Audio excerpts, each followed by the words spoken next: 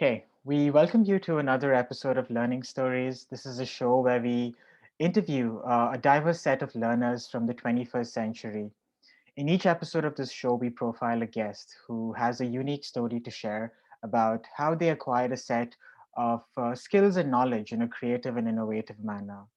In the process, by hearing the story of our guest, we hope to uncover a new definition of learning as conceptualized, narrated, and imagined by our guest.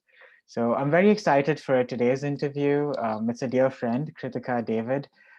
She's an abstract artist, but also an aviation engineer. There's so much she's done in her life, but as an aviation engineer, um, she has over 5 to 6 years of experience and a wide set of transferable skills in the facilities management and engineering consulting sectors. And she's going to tell us a little bit about that. But in terms of her educational training, she has a Bachelor of Science in Aviation Management and Engineering from Coventry University in the UK. Um, I mean, what I know about Kritika is that um, it's there are so many different facets to her personality, um, but the fact that she's grown up in so many different countries also adds to that unique journey. She's grown up in Bahrain and India, and she reportedly speaks over 10 languages, which I think is pretty amazing. And but I I think what's beautiful about her work as an artist is that she uses it to express some of her deepest emotions, and she also strongly believes in this idea of art as therapy. So we're going to learn about these two different sides of her life, but also learn about the Kritika David beyond work and art as well. So Kritika, thank you for doing this to get started. Thank I you for know, having me. yeah, I know it's been a busy time for you, but to get started, Kritika, like one of the things I really wanted to know is who was Kritika David growing up? What was your childhood like, and what were those early years in Bahrain like for you, and what were some of your early influences? And yeah, let's just get Yeah. started there. Oh, brilliant. Okay. I've had the absolute pleasure of growing up with you. So I guess like my friends and my family and my church growing up had a lot of influence on me. But one of the things that I really enjoyed growing up in the Middle East was just the melting pot of like cultures, because we had so many different people from different places growing up. And I'm sure living in Atlanta, we experienced a lot of that Yeah. firsthand. And if I had to put myself in a nutshell of like growing up, I was a very curious kid. I was very, very curious. And I like to think about it as like, you know, curiosity killed a cat, but satisfaction brought it back. So the multiple lives of a cat. And yeah, I like to think that every time I got curious, I would just read. I'm sure you can see like the book behind me, like the bookshelf, but it's just one of many in this place of mine. Hmm. And I used to read a lot and I used to question a lot. Uh, And one of the things about the languages was that, again, I was curious. So I would hear like Malayalam spoken in the background, or like Tamil, Telugu, and like Arabic. So what I would do is like I would eavesdrop, which is really bad, but it's like confession time as well. So I used to eavesdrop on a lot of conversations and sort of like try and pick up a few bits and pieces. And that over time, it just made sense to me. And I just started picking it up as a language on its own. And so that came from my languages bit. But in terms of education with my studies, like mom's a teacher. So, and she just naturally gave me that side of her where I was always learning. hmm And the one thing that I would say that helped me a lot was just her influence in terms of like teaching and training. And also she was very good with the youth, and she did a lot of work with like teenagers growing up. And I saw this growing up and I really enjoyed that aspect of her, because I used to see these very kids grow up and like get influenced and say, oh, it's because of your mom I am where I am. And I'm thinking, I don't even know who you are, but I just like that influence that she had on people. So I want to become like her quite a lot. But at the same time, my dad's from the automotive engineering side of the world. So the engineering side of things came to me very naturally from there. So I was in two boats, but at the same time, I had to sort of like bring it all together. And I was naturally very good at studies in the sense that I took it for granted, though. I Hmm. would like openly admit I took it for granted because I would study for about 2 days before an exam and still do about 70, 80%. And I Hmm. thought, imagine if I actually studied and actually put my heart and soul into it and what I Yeah. could have achieved. So if I could go back in time, I would redo that. So yeah, that's my upbringing. I would say like even my church had a lot of influence in building me up as a youth. And my sister and I would just run off and do our own things. But we had a very imaginative upbringing, let's say. There were times when we used to make like little bits and pieces out of clay and just like have our own world and just give names to it and a creative aspect to it. So that's where I like to think my creativity came into it. So yeah, quite a lot in my upbringing. Yeah, I mean, I really like how you articulated all of that, Kritika, because now that I hear about that family background, your mom being a teacher and your work right now with mental health and the youth, and your dad being, from the engineering background and you pursuing engineering, but also having that very logical side of yourself in terms of your work as an aviation engineer and with facilities management, but then also constantly questioning and understanding what the world is like in that creative side. And I know you're very passionate about your religion as well, and that's something I'd love to know more about how that influences your work and your art. But I know once you were done with high school in Bahrain, I know you pursued commerce and you studied and IT and then the other subjects that we had, because you went to a school like a national board of education called the Central Board of Secondary Education. And a lot of us that grew up as non-resident Indians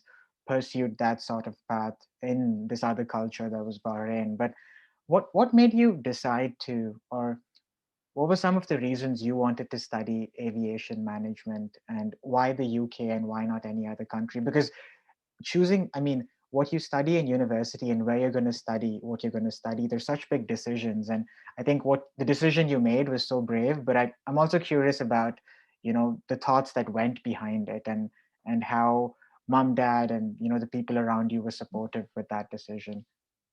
Yeah, well, because I did commerce, like multimedia, and the way that we sort of like studied that was just very, like you said, IT based. Hmm. And I sort of picked it out very honestly, simply because my friends were in the same group. I'm not gonna lie. I simply picked it based off on the fact that I'm gonna have a great 2 years of my life before moving on to higher education. Yeah. And I don't regret that decision one single bit because as soon as I knew I think my mentality was I have people around me to support me. So that means studying with them wouldn't be a hard Hmm. thing to do. So I like to think that I chose my mental health at that stage without even realizing it. And it did help me out a lot. It made studying a lot easier. It made like taking down notes a lot easier. And just that sort of memories I took along with me from there. Now, when I look back at like, oh, what happened 10 years ago? It's one of the best years of my life, my Hmm. 11th and 12th grade. And the decision to do aviation was that I loved physics. So that was one aspect that I loved physics a lot. And I loved maths, but not to a degree that I want to do a complete 2 years in it. And I thought, I'm still not going to let go of that side of me. So whilst I was still pursuing my commerce multimedia side, I had business studies, economics, English literature. There's quite a lot that we were doing. But at the same time, I was still reading books on like physics, or like quantum physics was one book that I absolutely love, or else I just go online and read about quantum physics and then like maths, and then I would want to know more about just the theory behind like how planes like would fly. And that's how I got into aviation engineering. However, I would give my dad a lot of credit for this, that he used to take my sister and I to just see planes fly by Bahrain airport. So we would go to Muharraq just on the weekends to see planes fly. And that got me a lot into how would it fly. It's not magic, it's not rocket science. There's a lot going on behind like the technical aspect of it.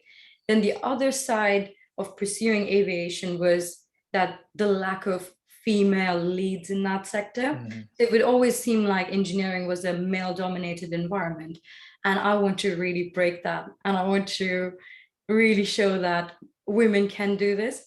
And I still remember that when I joined in my first year and I flew over, and this is my first week, and I remember my dad saying, "Okay, I'm gonna leave you at this point." I went, "No," because I had no family in the country, no family whatsoever, no friends whatsoever. So it was a scary decision to make all in all. Yeah. But I chose Coventry University simply because they had a combination of both management and engineering. So Mm. the discipline wasn't just focused on particular management of things. So there was a lot of aeronautical engineering aspect. There was also airline marketing aspect. So I had the entire industry, the Mm. knowledge of the entire industry. And I still remember in my first year, one of the guys sat next to me said, "Oh, look around. It's like a male heavy, like it was, oh, it's a guy heavy environment." I went, "Yeah, I know that." And he goes, "You seem more like a fashion student." And I Wow. went, I take that as a compliment, maybe Mhm. because of how I'm dressed. So thanks Yeah. for that. Yeah. But I know I can do a lot more. But I didn't say anything to that. I just smiled, nodded, and ignored it. But I carried that with me through the rest of the years. And so I still remember he was sat next to me for graduation. And when I went and I got up my degree and I came and I sat down, I was very proud.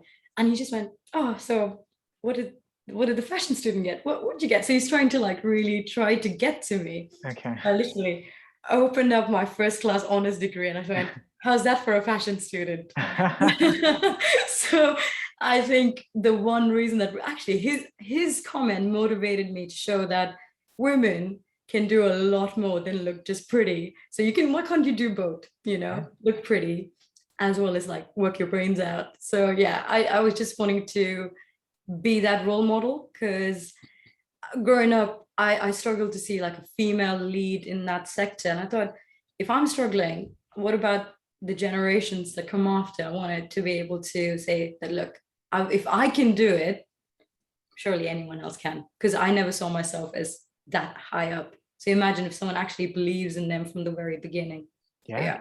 Yeah. I mean, that's such an amazing story, Kritika, and that's something that a lot of the people that come on this show talk about in terms of your identity. There are so many facets to an individual's identity, right? There is your identity in terms of gender, your identity in terms of your profession, but then also your identity in terms of an immigrant, your racial identity, where you're from, where your parents are from.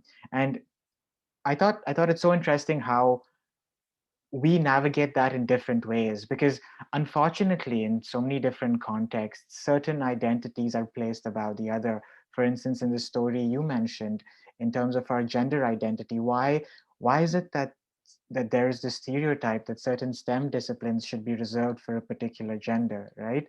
And how that works against a lot of young people thinking about careers in that direction. But I'm trying to think about how you grappled various facets of your identity in this university context. Because you're also South Asian. You were an immigrant. You're an international student.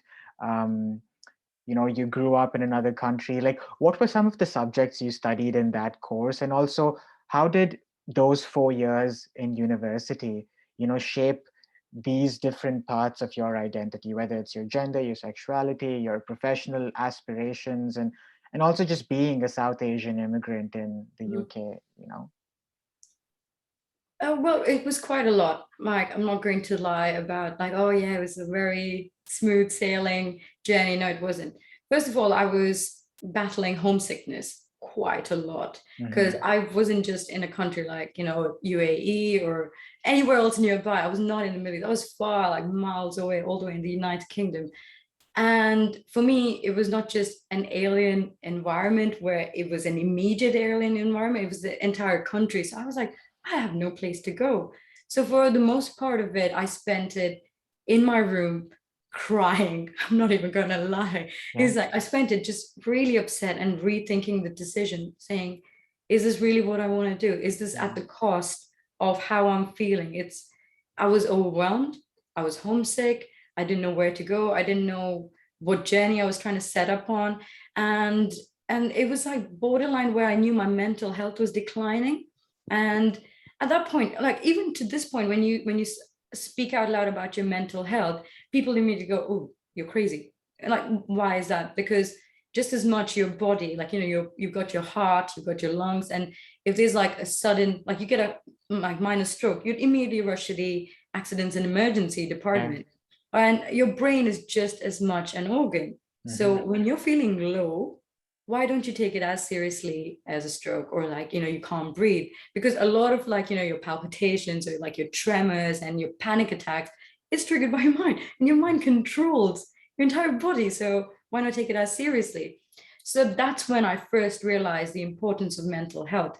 I wasn't particularly going through a crisis, but I was struggling where I wasn't feeling myself 100%.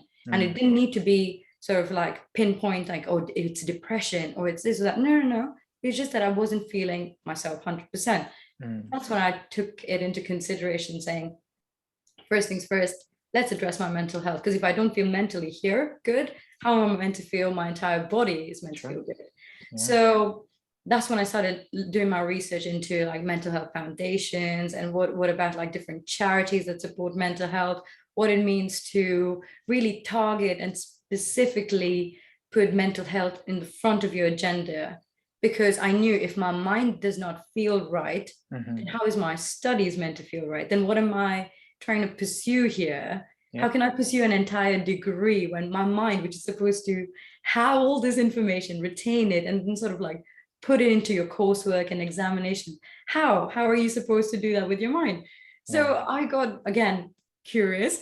I just like started doing my research, started trying to understand, because I was an 18-year-old at that point. I had just turned 18. So it was like I was 17 in July, and I moved to this country when I was in September. So yeah, I just turned 18. And I thought, this can't be right. Like, it makes no sense to me. And that's when I said, okay, how am I going to target this? Because I know I'm smart. Like, I of course believe in myself enough to know that I'm a smart person.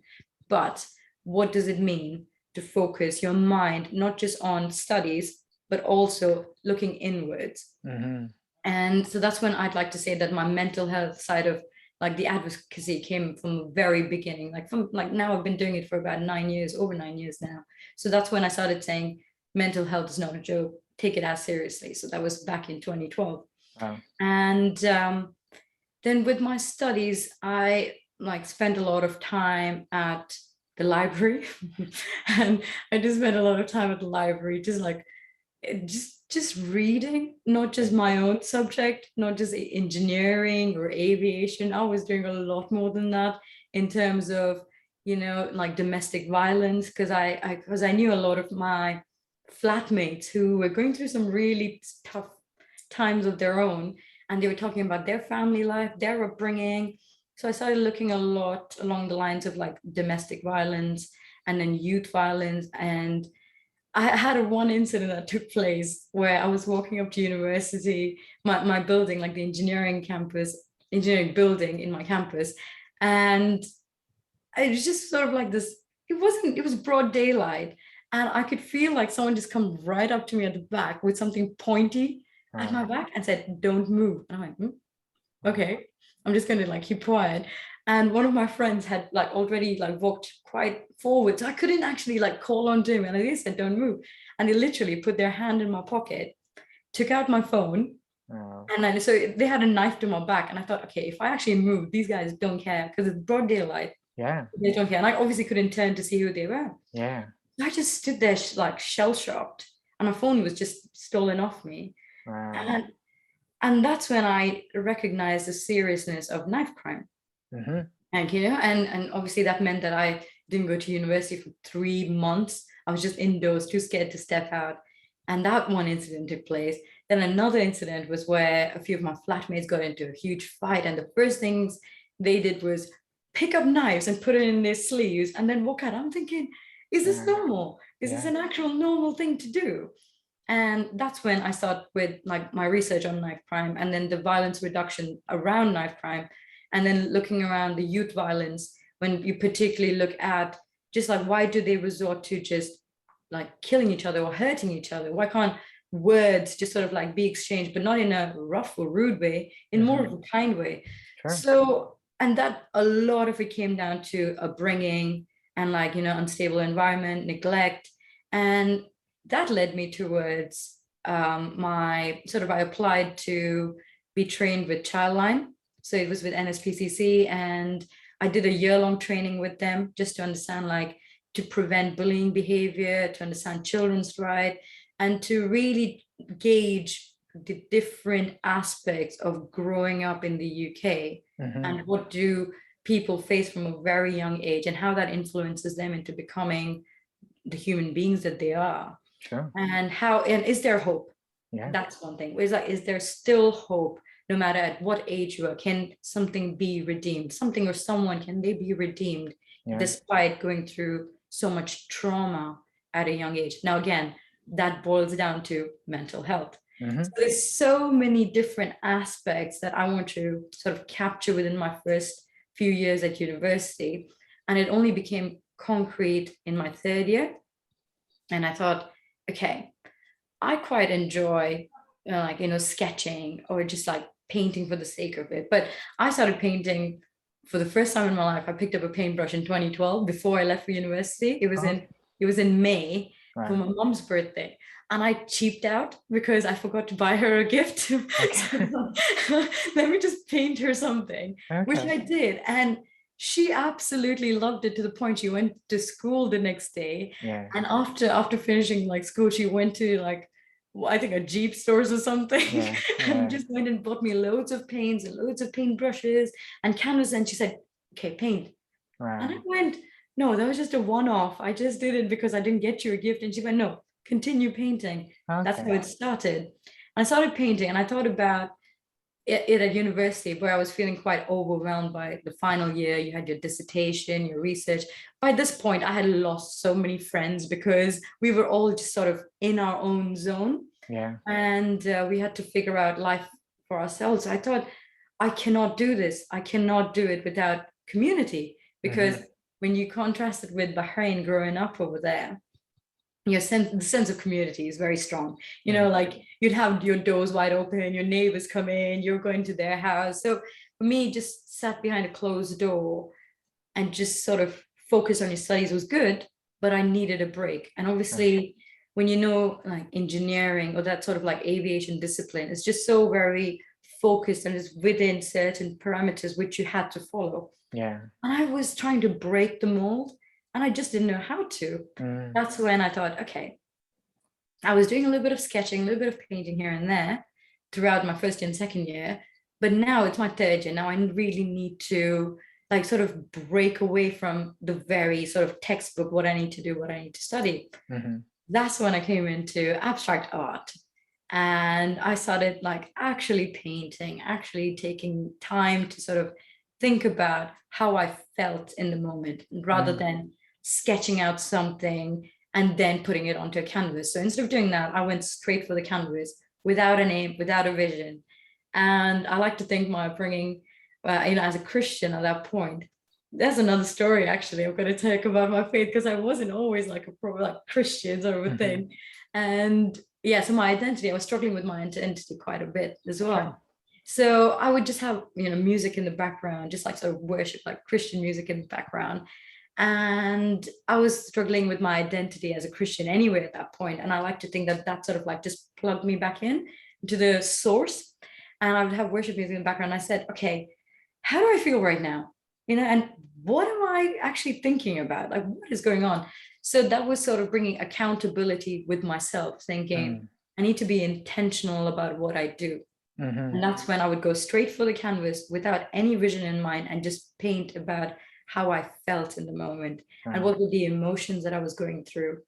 And now, like years and years later, I've like converted that into a business model where I've flipped it around, and I think about clients and I think about what are they going through. So that's why I normally have a consultation, which is free first time around. And I just want to get to know them, get to know who they are, rather than just sort of like, your job titles. No, I want to know them, the person behind the job title, the person behind their name. what is it they like, what is it they don't like, Hmm. and moods and all of these different aspects of it is very sort of, it's like people say it's emotion. No, no, no, again, it boils back down to mental health because Yeah. it's your identity that you place within. Yeah. So, like I said, I flipped it into a business model and I started not really analyzing them because that comes with my analytical side as an engineer, but trying to understand them as well and saying, who are you? And then what I do is sort of based off on that conversation, I take it away with me. And then I come into my environment where again I've got worship music in the background and I've got that conversation fresh in my head. And I just sit in front of a canvas and I paint. So it's regardless of whether it's like the colors that I choose or whether they've got a favorite color or not. No, no, no. I just go with what I feel in that moment. Wow. And I've even told them it's come to a point where I've given them so much guarantee that if they don't like it, they get that painting for free and another one redone for 50% off. That's how Wow. much guarantee. And let me tell you, I've been painting for about 7 years now, and Hmm. not once have I had a refund. So, Really? so yeah, That's that's it. So they would just see it, and I say, if you don't like it, you're more than welcome to say no. And yeah, to this date, I've not had one single. that's that's that's amazing, Kritika, because like I think it's so powerful how you used art, but also your faith to overcome that difficult period in your life, right? A lot of people don't have those outlets to channelize those emotions and those strong feelings. And I think it's amazing how now that I hear you, I see how the dots come together, right? Because if you think about the business that you started with your art, there was your logical, analytical side that actually came into place there. But then when you create art, you're really following, you know, a very subjective understanding of what this client is. Because when I looked at your slide deck where you spoke about your art, you mentioned that you try personifying what the client really is. And I think that's not an easy thing to pick up, right? What are the emotions, the colors you associate with a particular client? So I mean, right after university, it seems like you lived two different lives, Kritika, and they both ran parallelly. Your life as a professional abstract artist, but also your life in terms of all the professional organizations you were associated with. I can, maybe we can divide this discussion into like two halves, and I'd maybe like to start with the art because we're already there. um, Okay. Let me just see if I can share um, a couple of Kritika's paintings from her collection. So I'm just going to share my screen because I think it'll give the viewers an understanding of, some of the work you've already done. And I'll also talk a little bit about one of my favorite artworks and why I like it. So Oh yes, please. That would be great. awesome. In the meantime, I can show the one at the back, which I'm Oh, just yeah, trying to fill in the gap. perfect. Can you see the screen, Kritika? Absolutely. Okay, so that's Kritika's profile. I'm just going to go into, so here is one of her collections called the Merck collection. Am I saying that right, Kritika? Absolutely. Yes. Perfect. So here are two artworks from that. As you can see, the way she combines colors in such a magical way, I think it's just amazing. And you can look at each one for such a long time and just stare at it and get so many different associations with it. So this one's called Dark Decisions, and that's Unorthodox Flora. Um, Here are two other paintings from the same collection. I'm going to scroll down and then we can talk about a couple of them if you want to, Kritika, because I'm sure there's a story behind each painting. And, I'm curious about some of those emotions and, the experiences that led to it.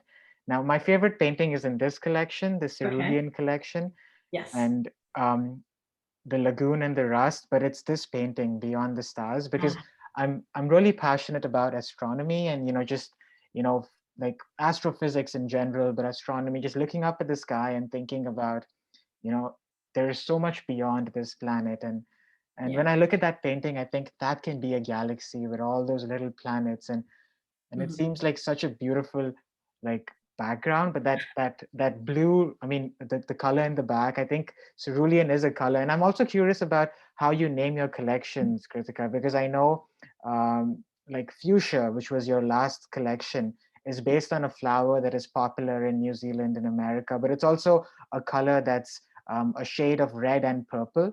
and Yeah. and and cerulean is sort of a color that's a shade of blue. It's azura and a couple of other things. And then murk, I mean, technically the word possibly means some sort of mist or fog, but Yeah, I think there are elements of all of it in your paintings. But just to give the viewers an understanding of the form of art you create, which you would define as abstract art, would that be fair to say, Kritika? absolutely. Yeah. Wonderful. Okay, so I'm going to stop sharing and get back to Kritika, the artist in front of you. There is a painting right behind you as well, so that's Yeah. another one we can see. But Yeah. tell us a little bit about abstract art, Kritika. For the people that are not familiar with it, how would you sort of share your understanding of abstract art? And then maybe tell us the story behind a couple of paintings that you feel really strongly about. Yeah. Okay.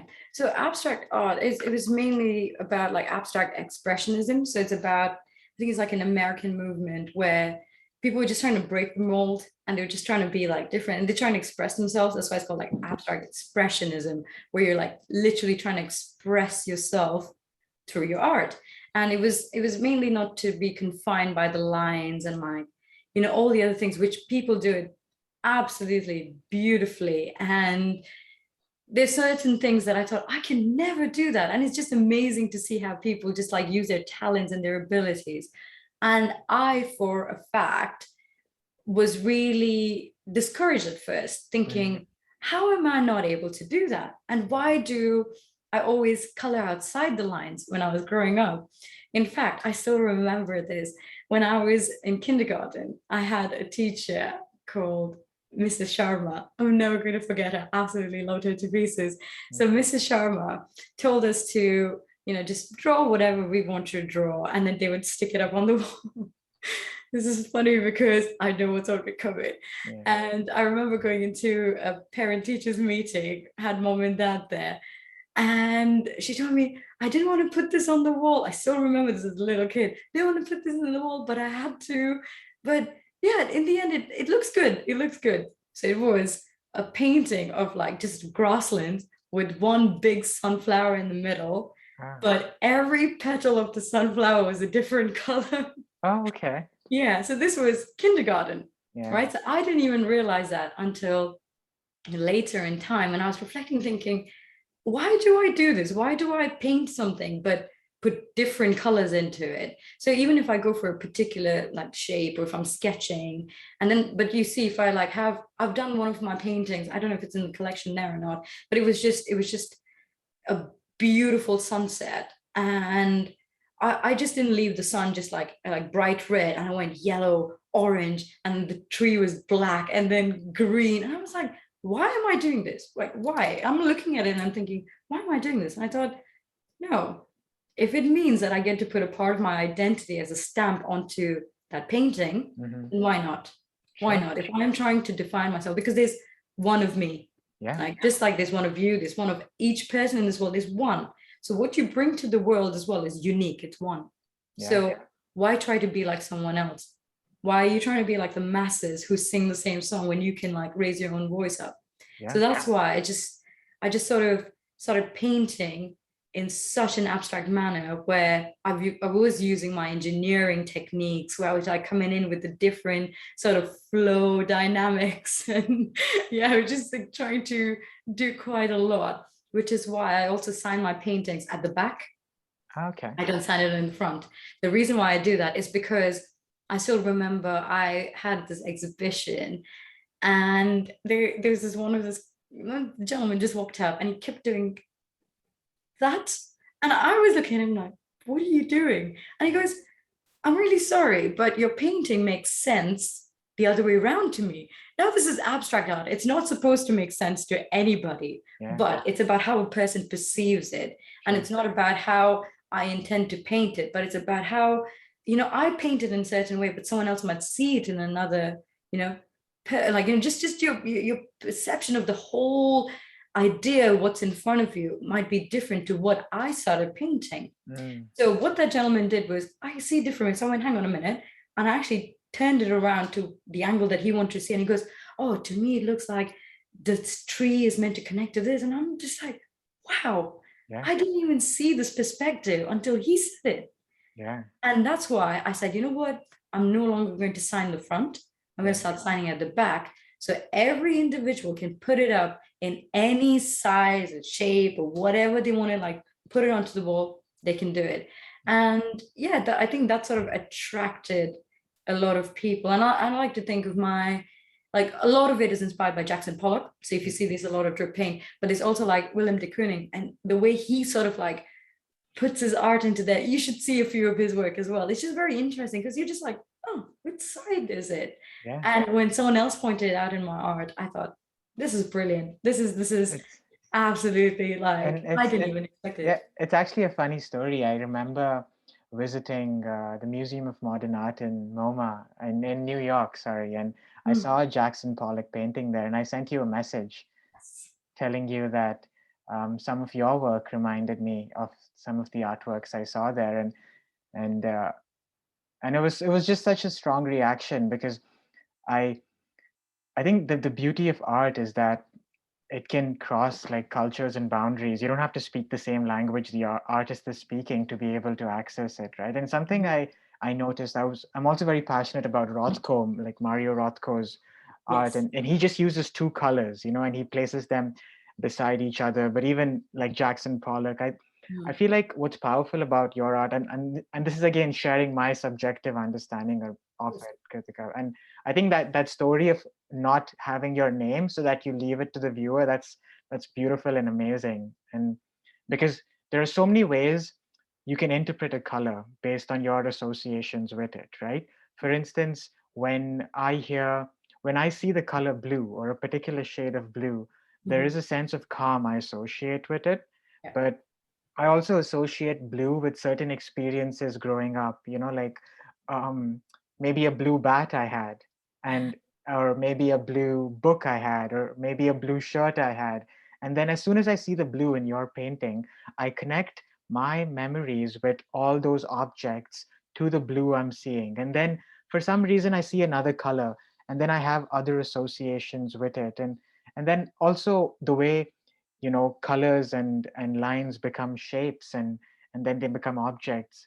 I think what's beautiful about abstract art is that it's a lot more open ended, and there is such a possibility of co-creation of the piece of art, with the viewer that's seeing it. And one of the activities that we do with our class, and it's again like thinking about how art is something anyone can access, and these are fifth graders, so we showed them like a Van Gogh painting. It was Mhm. Starry Night. Okay, and the first thing we ask them is, often they look at such art and they'll be like, this is not for me, it's too complex. But then I ask them a simple question: what colors do you see? And Mhm. then all of them have like 100 different answers, and they see colors that maybe even adults don't see. And then Mhm. what lines do you see? What shapes do you see? And then we maybe move on to a question where we ask them, how does the color blue that you see on this painting make you feel?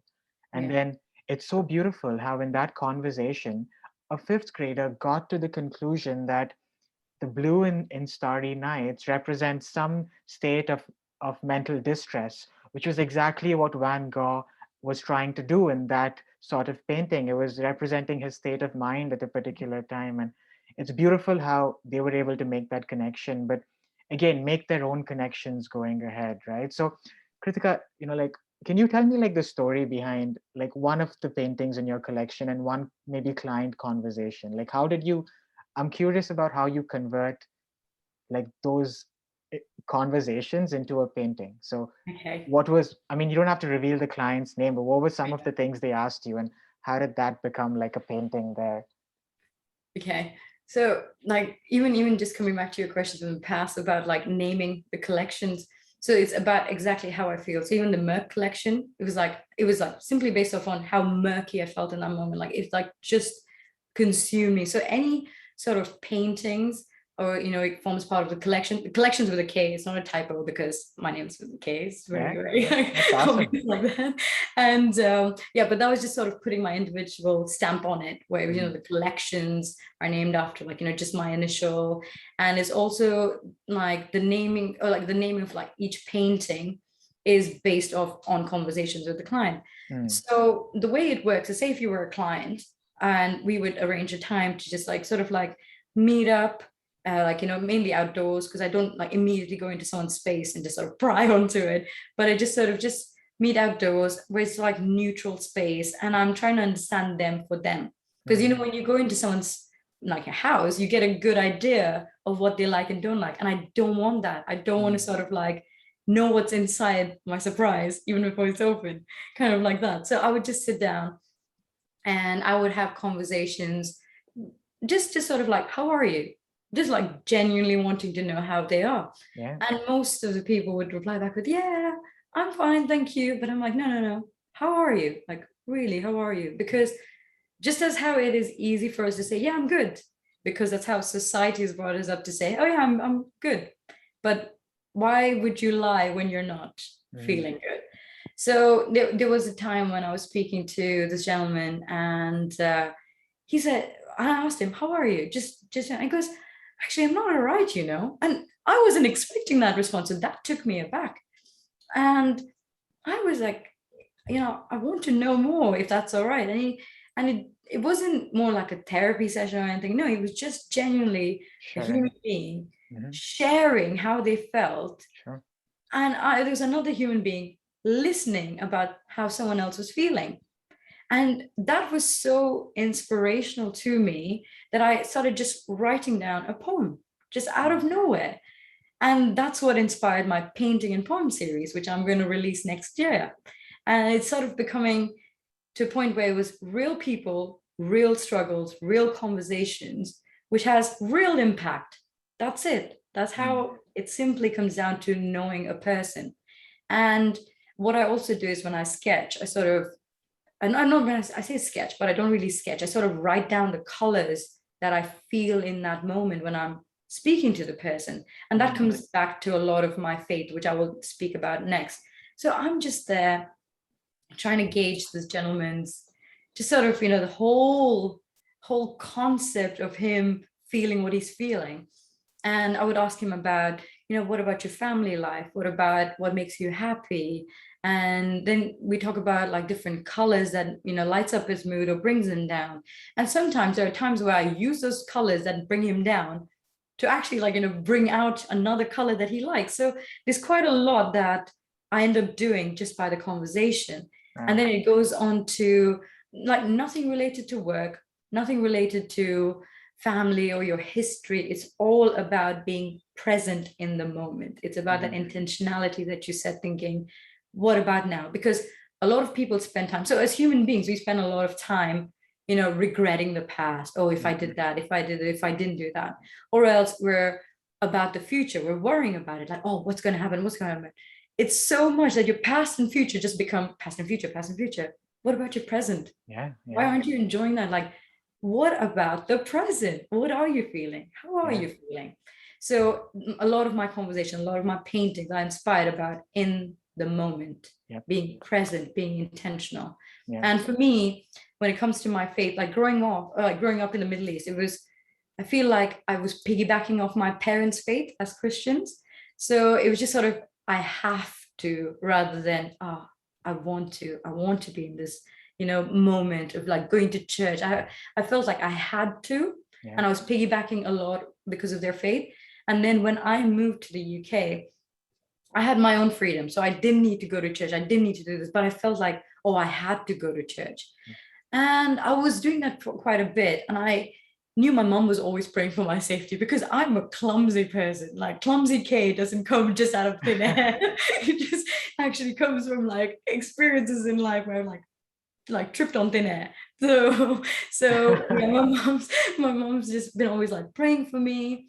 And I've had few life experiences where like severe life altering experiences where I know it was not off here, this level here. And it was simply because of a prayers. And it was I don't believe in coincidences anymore, because say something was happening to me here at 2 a.m., 3 a.m., and my mom's prompted to wake up there in Bahrain. And then my aunt in Bombay is prompted to wake up, and they both call each other up saying, we need to pray for Kritika because we feel the Holy Spirit leading us to. And I'm there like, what? And then I'm thinking, how did you know what I was going through? But then they'd just be there praying for me. And incidences like that became too much of a coincidence for me.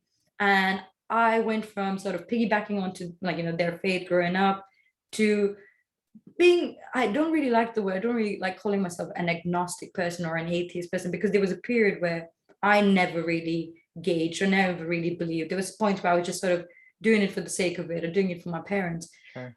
to then actually having like it wasn't just life altering. There were moments where I don't think I would be alive, let's Mhm. just say it that way. So I was meant to, well, I was supposed to be dead, but I was meant to be alive. Like my purpose didn't end there.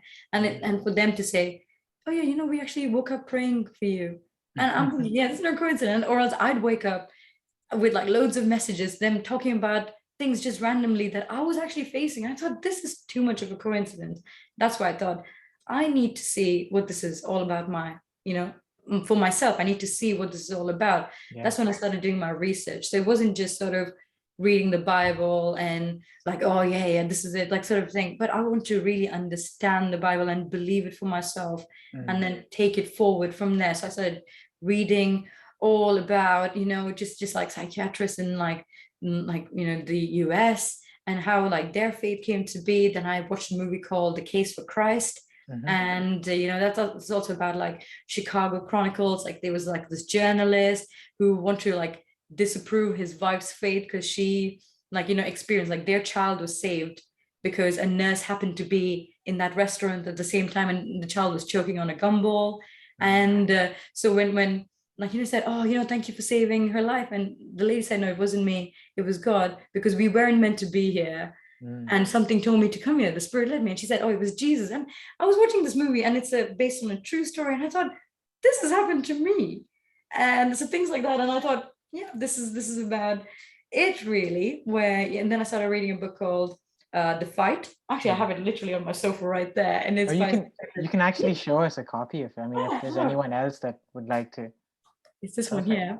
Wonderful. I don't know if this is like mirrored version on Zoom, but No, yeah, I it's can. by a psychiatrist called like Dr. John White, and he's like in a private practice, University of Manitoba. I don't know if I'm pronouncing it right, Yeah. but yeah, like all of his like books like this, where you've got like real people in like where you have science, medical field, and they've all come back saying, yeah, we believe, and why exactly they believe.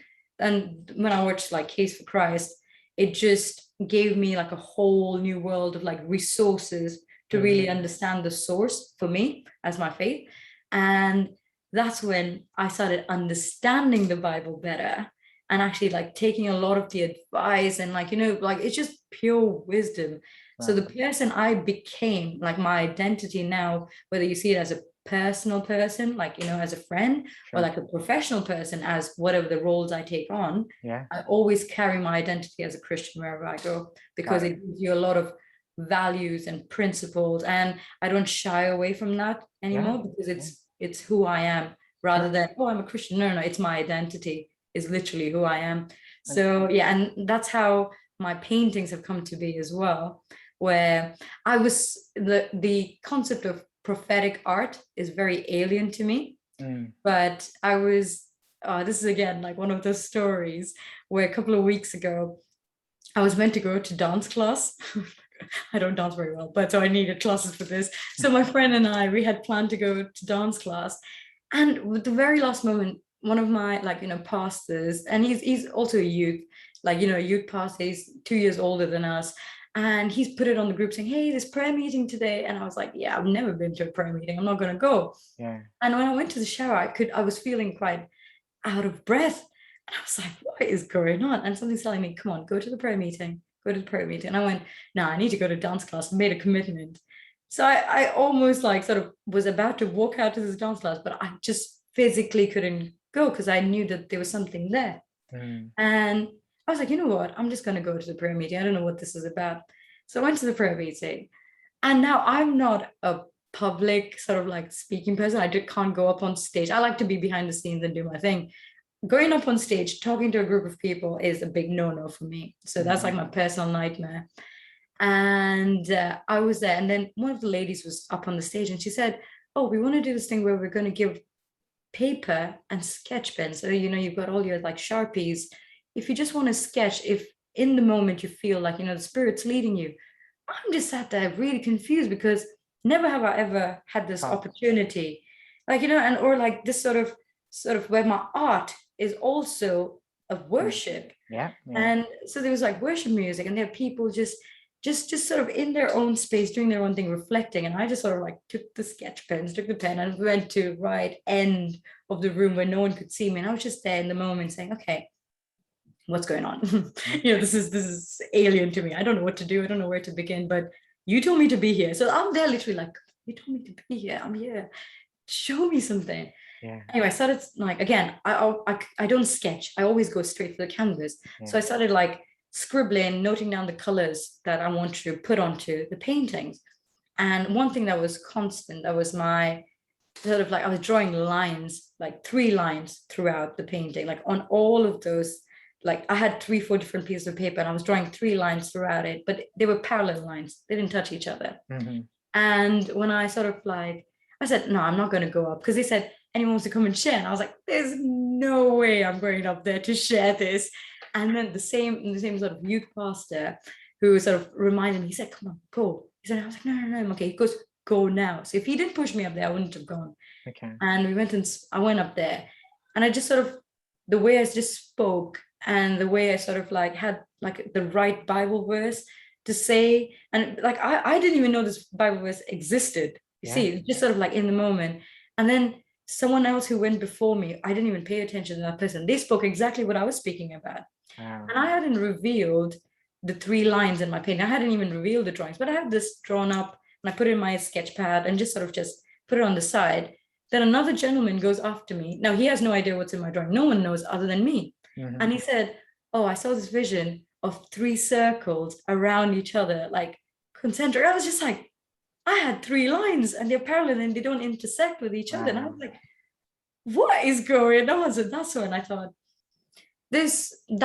I cannot just sort of limit it to myself. There's something hard work. And that's where my faith comes into practice with my artwork. And what I did was I came back home that day, and for the first time in my life that I've painted, I've painted now for nearly a decade.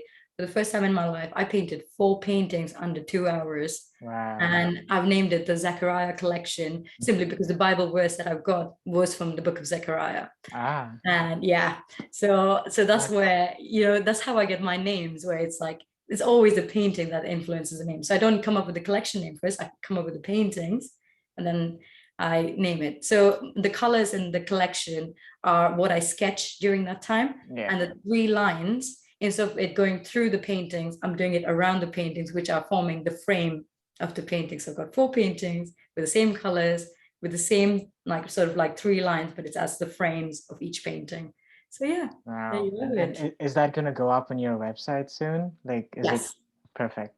Yeah, that's Yeah. going to come out towards the end of the month. I've still got quite a few sort of like varnishing to do, and like for Got it it. to naturally dry, because I don't force dry it. I like to naturally dry my paintings because it just sort of brings out the color. And what I do is I make my own paints as well. You So do. yeah, I That's do. amazing.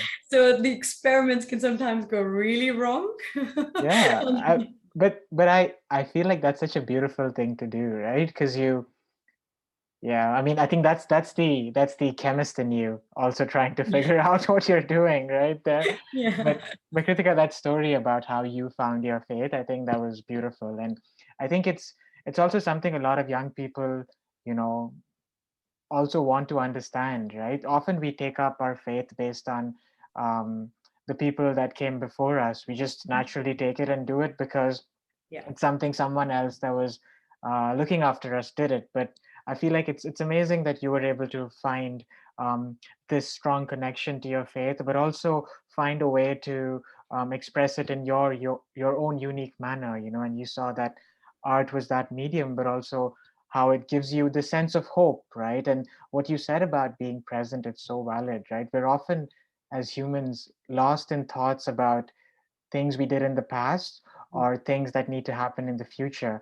But if you think about it, the past and the future is basically your present at a particular point of time, right? And I think your work, your paintings give another person a chance to be present. You tell them to just come in, look at these colors, and tell me how you feel. And in that moment, I think that individual goes through a fundamentally human experience of Mhm. conversing with another person based on shared associations, right? And I think that's what being human is in so many different ways, right? So again, and that's something I really push forward in terms of the people that come on the show. If there's anyone interested in artwork by Kritika, I'm going to be putting Kritika's website in the show notes. So I know she does commissions for corporate organizations. And do you also send it across, or is it just limited to the UK now, Kritika? Or if somebody does want something across the world, is that a possibility?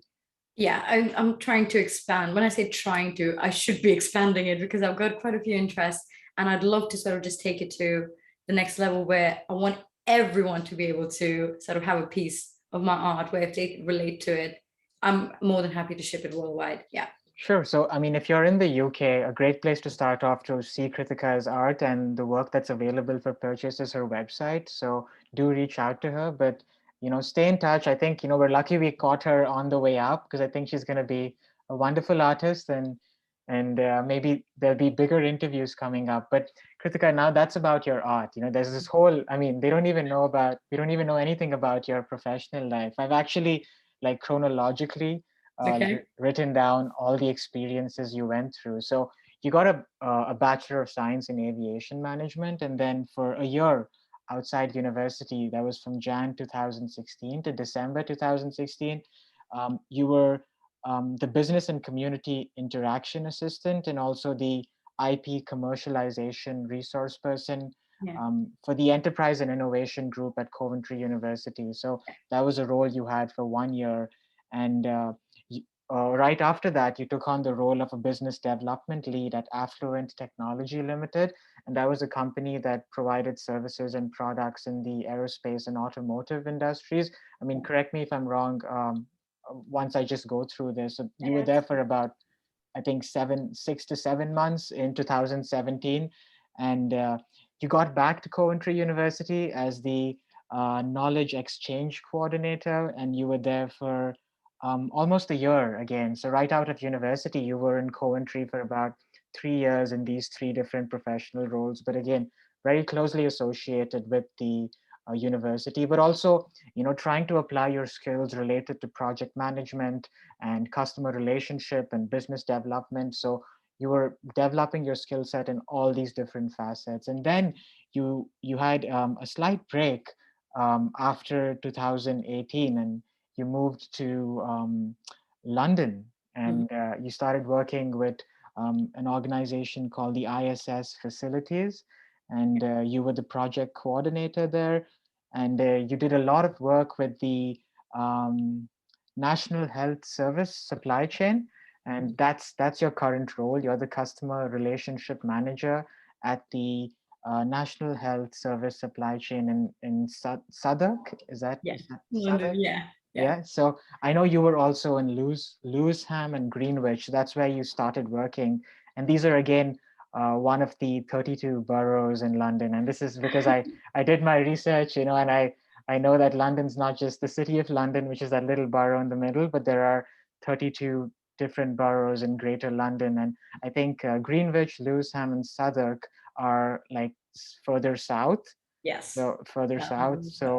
So yeah, you were in, like, I think technically in your time in the UK, you were in the West Midlands in Coventry, which is further north, and then you moved to London, which is like this big commercial and financial hub. So Yeah. I basically like listed out 5 years of work experience. But Yeah. if you had to, talk about some of these experiences and how they shaped your professional outlook going ahead, and maybe just share with us some of your professional aspirations in these, going ahead, because I know, I mean, off the top of my head, I know that you were very passionate about your work during the COVID pandemic with the National Health Service supply chain. And I know you were part of a facility that was set up um, just to serve certain needs at that point of time. It was like a 4,000 bed facility or something. Yeah. And so Yeah. that is a professional experience you feel strongly about. But if you had to go back to January 2016, and it's Yeah. I think September 2021 now, right? In addition to that side of your life where you're so passionate about art, can you tell us a little bit about these professional experiences and maybe some stories from that journey of yours for other young people listening to this? Yeah, of course.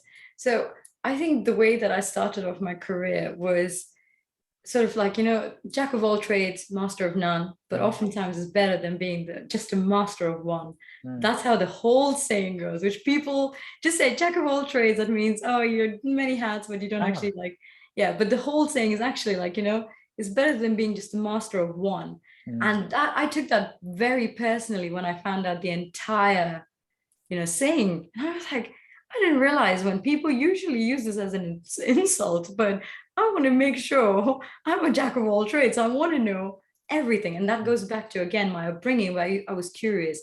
I was always reading, I was always trying to understand. And sometimes I took it for granted, like I said, to the point where I was just like, I would study 2 days before an exam or a date. Like there were times where I shouldn't be admitting this, but now it's been quite a time. I've graduated. But for my 12 board exams, in fact, I studied 24 hours before I actually went into an exam. For mm, some of the exams, I studied like just that morning. And I thought, I shouldn't be doing this. But there were times also at university, especially with my project management, I studied again 24 hours before I actually started. And I thought, why am I doing this when I know I could be doing a lot more? mm. So, but when I graduated, and I actually, the role that you mentioned about like in 2016 that I started, actually started as a graduate intern. It Ah, was for the intellectual property, the enterprise and innovations. Intellectual property was one of the functions within the team. mm, And they took me under their wing as their, graduate intern. And I was exposed to so many different opportunities. And I would definitely say that they have really made me the like professional that I am today. And they'd given me so many different opportunities. It exposed me to a lot of the different aspect of like strategic partnerships. And you had the intellectual property office, and then obviously you had also about like the knowledge exchange. And there was quite a lot of things that they were doing between sort of bridging academia with industries. And I mm, really like that. I really want to know more about how they did what they did. mm. And so one of the opportunities they'd given me was to go away to South Africa. So I was in Stellenbosch for about 6 weeks. Ah, And as a graduate intern, they had put so much faith in me. And I thought I could be doing anything right now, but they've trusted me with this responsibility. So I'm going to make sure I fill those shoes. And that's exactly what I did when I went there. I was just curious. I let my curiosity run wild, and I said, I'm going to pull in every different information I can and take back that as opportunities for the team. mm, And because of that sort of initiative that I'd taken, they had sort of like extended it, like offered me another role as the business and community interaction assistant, where I work very closely with the director of mm. enterprise innovation. And to this date, he is my mentor. So you Ah, can see the journey that I've had so far. And really, that team was my family. And obviously, as an independent sort of like individual in this country, for me, it was a big struggle, especially after I graduated, because my parents thought I would immediately come back. But mm, I had already set all these different expectations in my head, and like my ambitions, my aspirations, what I want to do.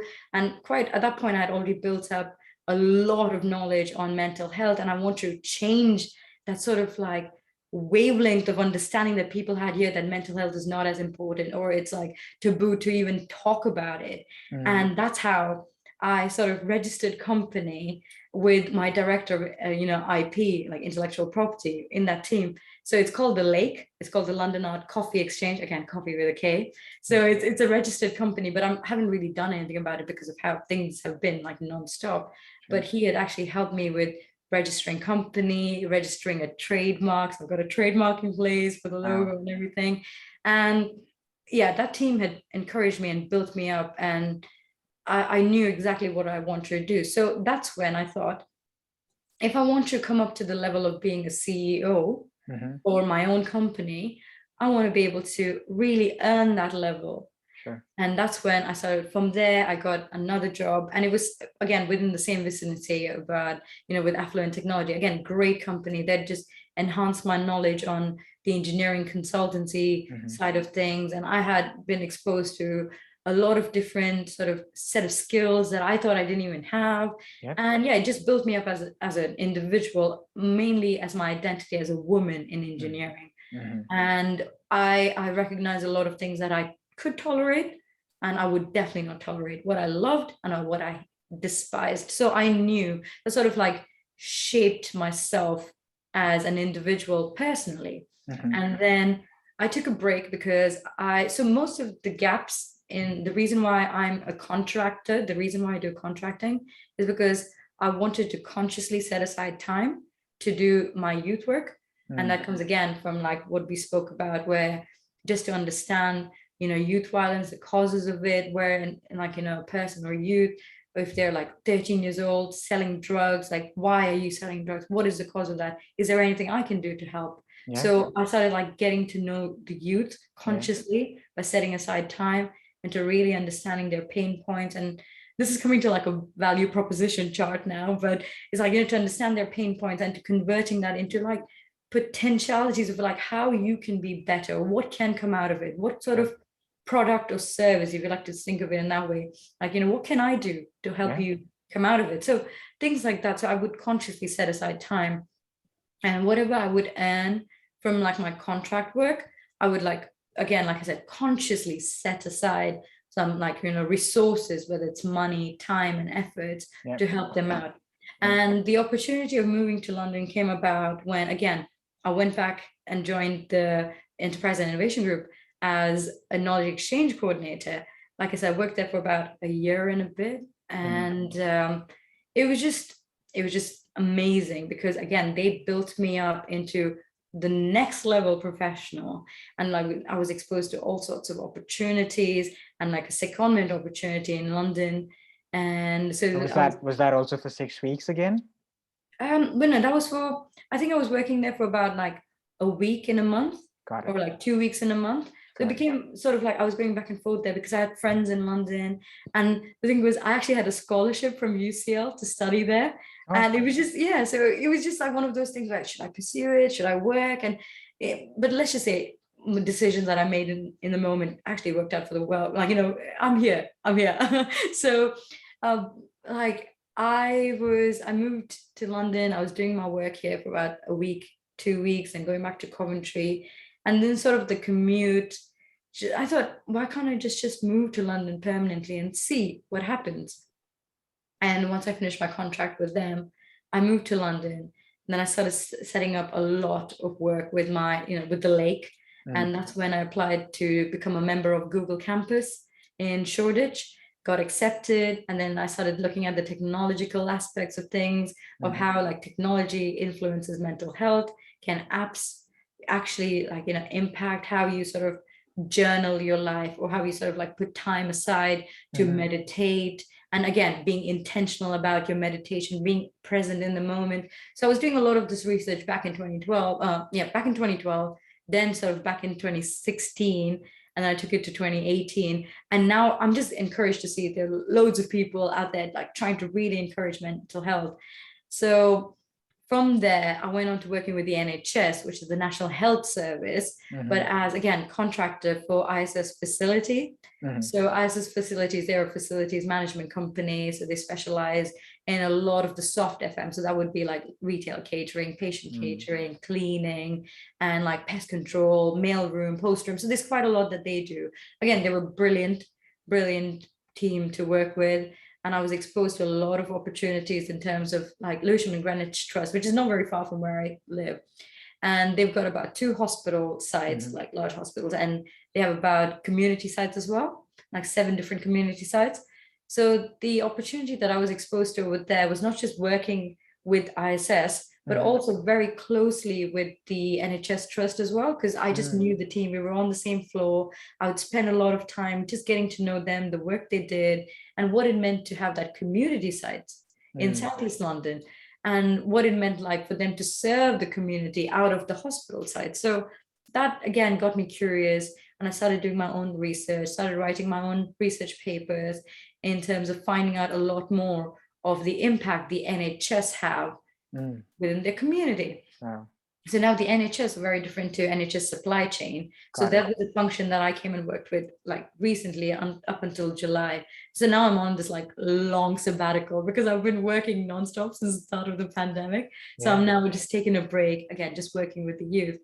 But worked with Lewisham and Greenwich, and then immediately I was pulled onto like NHS Nightingale Hospital. Mm-hmm. And at that point, because I had sort of like finished up my job with them, or sort of like left it, because it's feel like ages ago now, but I was sort of like moved away from the Lucian Greenwich Trust, working with ISS facilities, to taking probably a week's breather.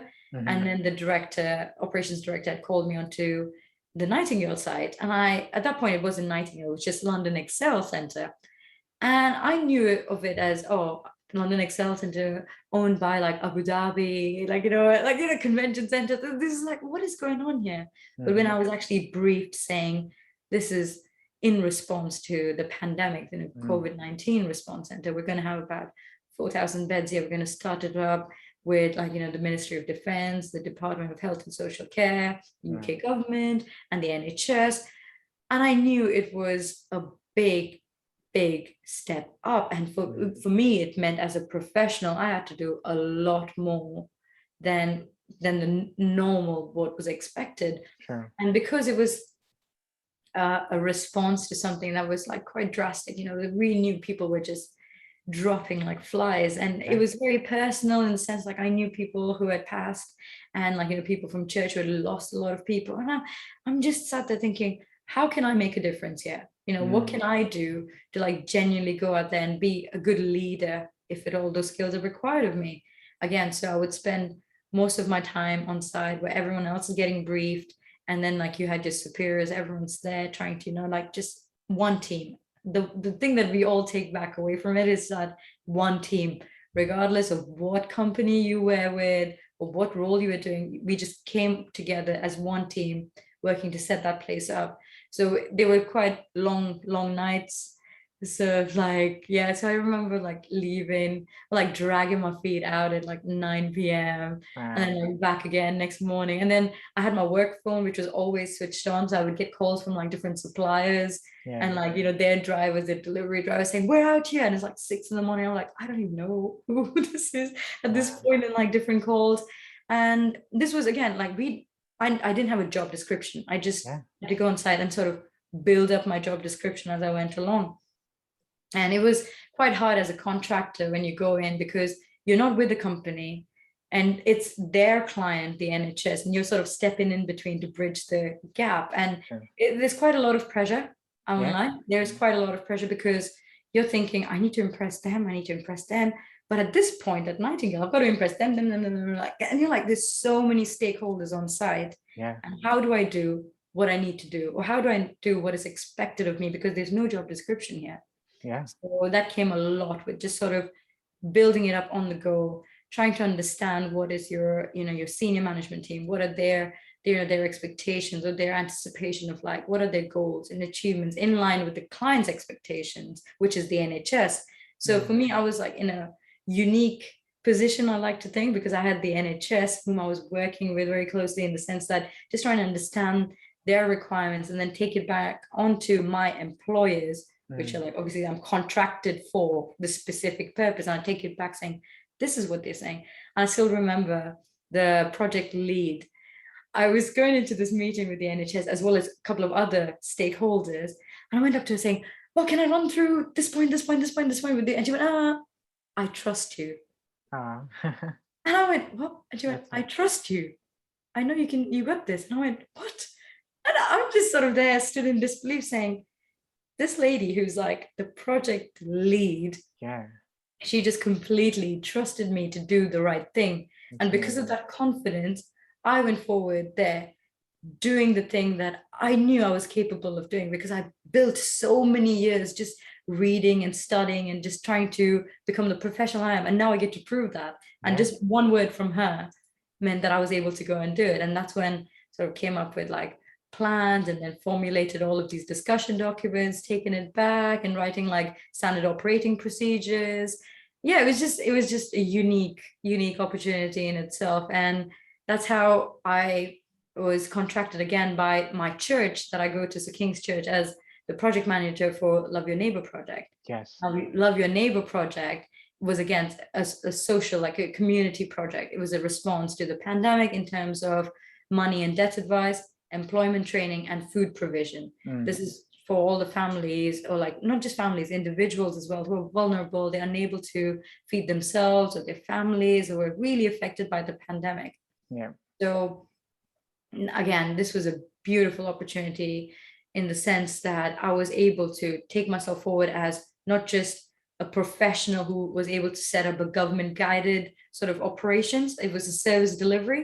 So Yeah. it wasn't just along this line, but also to understand the implications of mental health and what people are genuinely facing. So there were times where we had to do calls to clients and just ask them, how are you? And I've had people really just cry to me on the phone. And then you're not just sending the normal, just sort of like, here's a box, do whatever you want. No, it's just about what is the requirement? What do Yeah. you need? How many people are in your house and how can we help? Do you need like employment training? Can we upskill you in any way? Or do you need like any advice on debt? Or like, your money, how can you budget better? So we had like loads of partner organizations with like, we had Christians Against Poverty, so CAP, we had them, we had other different churches, we had like local food banks over here. So there was quite a lot that we were doing. And it was just brilliant to see that it's what started off as like my brainchild of like setting up this government guided service delivery of like, love your neighbor literally means anyone around you. And that is also one of the greatest, like the command in the Bible said, love your neighbor as yourself. So he was like literally putting yourself in their shoes and like loving them, because how would you feel if you were in that position? Yeah. So that was literally what was my motivation. And I was backed with the best team I could say ever. I enjoyed working with, the operations team, and there was this other team called the Jericho Road Project. So it was like amalgamating all their resources, their skills, and their abilities to deliver the service along with our partner organizations such as the food bank. And we had like a parent organization who was doing it. So we had Holy Trinity Brompton Church who were doing that. And then it was also with the government. So it was like DCMS, so Department for Culture, Media and Sport. Don't quote me on that. But yes, it was like the government, the organization as well. So we were all like sort of like working together to achieve this purpose of just helping people during the pandemic. And once I finished setting that up, then I moved on to like NHS supply chain.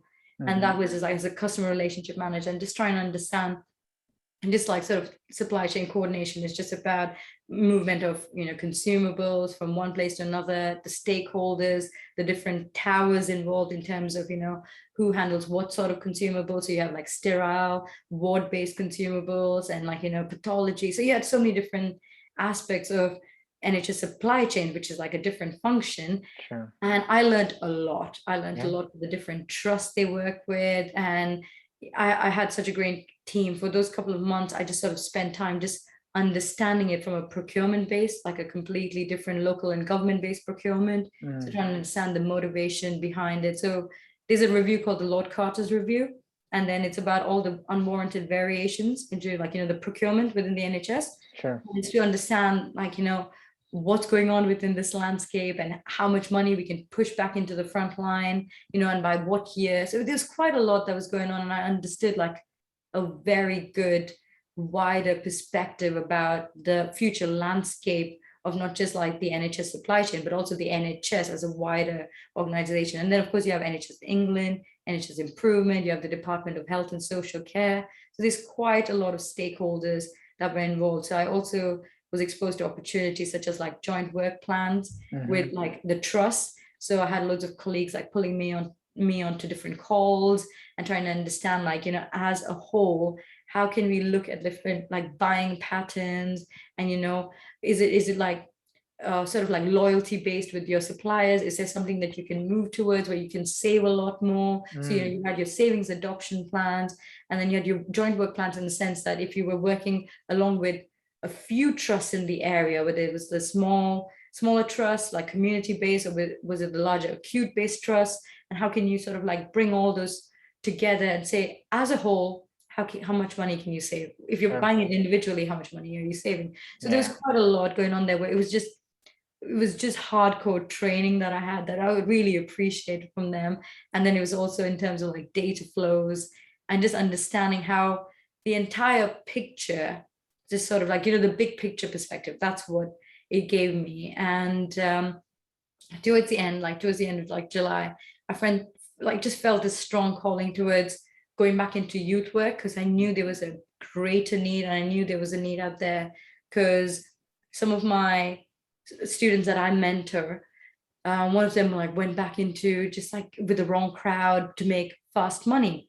Mm-hmm. And I knew that this was the lack of my interaction with them, or like, because I do like life coaching and mentoring skills with them, and it's mainly free of charge. Yeah. And I do this, that's the reason why I do contracting work, because whatever I earn, I put it into just sort of developing their skills, and just making them into professionals, or giving them hope that yeah, they can go to university if Sure. they put their heart and soul into it, or they can get an apprenticeship scheme, or they can get an internship. They can do it. Yeah. Everyone is capable, and Yeah. there's potential in everybody. So I sort of went with that, and I felt that strong pull towards it. And there were quite a few personal factors as well. And I thought, okay, now is a good time for me to take a pause from working and go back into youth work and supporting it, where I can see my boy just back on the streets there doing like, things that you're not meant to be doing. And I thought, Mm. right, it's time to pull you all back in because I need that accountability. And that's when I sat down with them, started making plans, started saying, okay, this is your 2-3 month plan. This is how I want you to break it down into writing your statement. And let's apply it to a few like scholarships and this funding. So there's quite a lot that I sit down and do with them in those aspects as well. Wow. And yeah, so that's where I am at now. And every now and then sort of like take a 1 day or 2 day breather, but then I go back straight into it.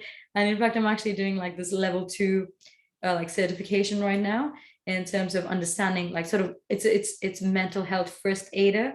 So it's Mm-hmm. like actually to be able to be that first response, and like to give that real advocacy for mental health. So that's why I'm like really developing myself as well. So That's yeah, it's a new season. We'll Yeah, see. I mean, that's amazing. I think what's really inspiring, Kritika, is you're always open to picking up new skills and reskilling and just understanding how you can be more efficient. And I think it's like I mean, you did such a great job explaining like 6 years of work life. I mean, your work life in like a couple of minutes. But I mean, there is so much precision involved in something like facilities management or operations management, because it's basically the thing that runs a lot of the other things that we take for granted, right?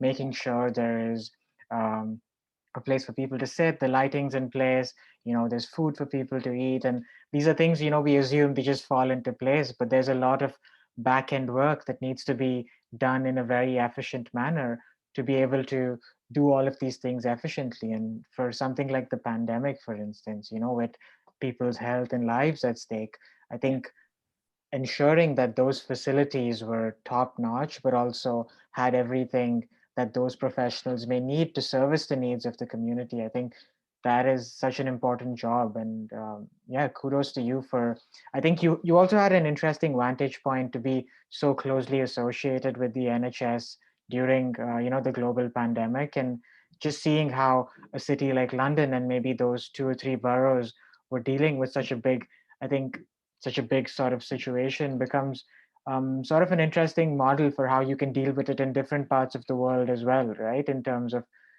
processes and systems that you set in place, and also that systems thinking point that you made, just having the larger picture at the back of your mind is always important, and keeps you going in the short run, right? But I think it's nice that you're also jumping into um, the youth work that you're so passionate about, right? I know love thy neighbor is something that you've been closely associated with for such a long time. But I think the fact that you're able to convert several different parts of your identity, right, Kritika? You're so passionate about mental health, about youth mentoring, about being creative, but also about just using systems and processes to ensure things flow seamlessly. It's just amazing how you're able to bring all these different sides of your identity into your work as an abstract artist, but also as an experienced professional. So I think that's something that a lot of young people can learn a lot from, in terms of how you've structured and shaped your career. And yeah, thanks for like sharing that. I mean, there's so much I can just keep talking to you about each experience and each, but I want to be respectful of time. And I had I just had like certain thoughts about um, maybe if there was because you were in Coventry and London, right? And I was thinking about how these places inspire you in terms of, because I was actually just reading up on Coventry, and I know that at one point of time there was a bombing there during World War II, that um, Yeah. and there is, and because of that the church over there, and even the city faced a lot of hardships. But there's also a big, like, abstract, I think there's an art gallery there, the Herbert Yeah. art gallery. But then also London, if you think about it, I mean, there are so many amazing museums there, like the National Gallery, the Tate, and Yeah. the British Library and stuff like that. So how do these cities inspire you in one way or the other? Yeah. Yeah, the one thing that I really like, this comes again from my mom, is the history side of things. So like the historic events, and like you mentioned about the bombing. So the Coventry Cathedral that was bombed, that's still there. That's still there as it is. But they also built, just on the opposite side, they built like a newer, like, version of the cathedral. But what they call it is about the reconciliation. That's something that I really like, that, just because something's old and it's like, broken down by this, but it doesn't mean that it needs to completely be gone. So that part of it is still there. And I really liked that aspect of like Coventry, where you've got so much history and you get to see it. And it shows like, they have also the Lady Godiva statue, and there's like a story behind it. I don't want to give you a really bad story because I don't know the full thing, but I know about, like, because of the increase in taxes, she said she was going to, like, ride around, we're not wearing any clothes. And then, you get the whole tale about Peeping Tom, who like looked and things like that. So when you think about, oh, Peeping Tom, like we use that phrase in Bahrain without even actually thinking about the historic roots of it. And I thought, oh, okay, that's where it comes from. And then you have like London. When I moved to London, I because I'd always visited London, and I was doing like a lot of work back and forth with London. So I was exposed to the London lifestyle, but it was always the glamorous side of things.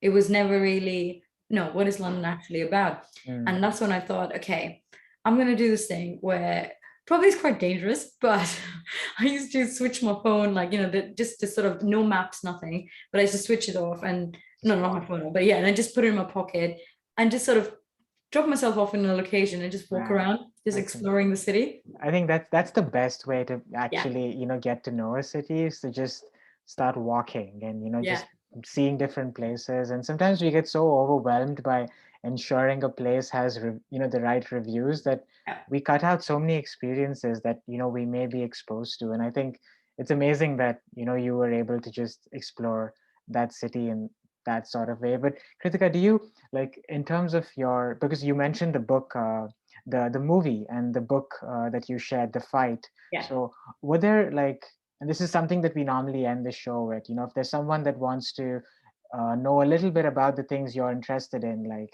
abstract art, or just your passion for youth work and mental health, are there some books, movies, shows, or artworks that, or artists that you think we can look up, just to get us started in that direction, or even resource websites for that matter? Yeah, of course. So I would definitely say, John White's The Fight is Yep. a really good book. And also, when you come to like artists, definitely look up like Willem de Kooning, because that was one of the names. And then you've got to look up like Jackson Pollock's work. A lot of the people like know about it, but there's also an artist called John Mitchell. Mhm. So I can like, I'm more than happy to like send you a list so you can put it on, Sure. your little description as well. Yeah. And in Wait, terms is of, that Joan Mitchell the singer? No, it's the no, artist, right? it's Okay. not. Okay, Yeah. perfect. So, like, They it's probably the have artist. the same name, so I'm just curious. Yeah. Yeah. And then in terms of like the movie, I mentioned The Case for Christ. Hmm. Definitely watch that, because that changed my life, in the sense that it was not just about, it was the way they broke it down into medically, scientifically, and like Sure.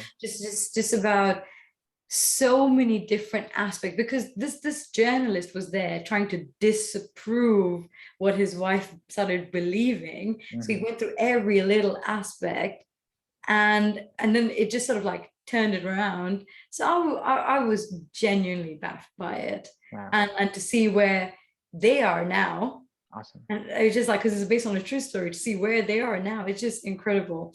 And then there's another artist called Arshil Gorky. Mm-hmm. So it's like, so I'll give you these names. That's again like beautiful artists. The works are just very different in terms of, because it's abstract expressionism. It's like about how these artists express themselves spontaneously, like, their emotions, and it's about how they knew it best, which is Mm. in an abstract way, in a creative manner.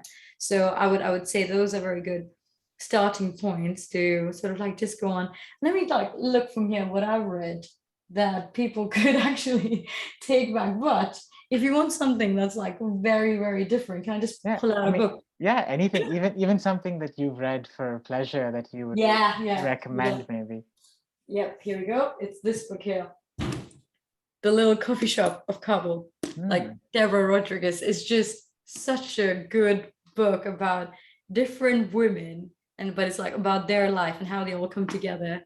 So you've got like five of them in here, and it's just about women's life. So I'm a huge sort of like, yes, women power, girl power. So yeah, so definitely read that book. It talks about like five different women with their life stories and all bringing their own strength. And it's beautiful how your life story brings out the best in you over time. You don't even realize it. So I would definitely start with like two different. There's a Christian book by a psychiatrist who like Dr. Like John White, and it's different his perspective. And then you've got this book that I read for pleasure. But there's also like books that I read like quantum physics, and that's also pleasure. Or else I read like the science behind, just how your mind works. Again, these are all very good resources. The websites, there are quite a few, like I read about like different charities, and like to understand like domestic violence. That's something that I'm very passionate about, but like not about domestic violence but against domestic violence. And it's just about why people do it, like the perpetrator, what goes through Hmm. their mindset. And that's why I've come up with my own toolkits, like on like how people can. So one of the things that I do with my mentoring is called the Tempted to Trust Hmm. toolkit, like based upon like Ruby's Tempted to Touch song, but it's called Tempted to Trust. And it's about like, so what I do is equip the youth, like, because it's mainly boys that I tutor.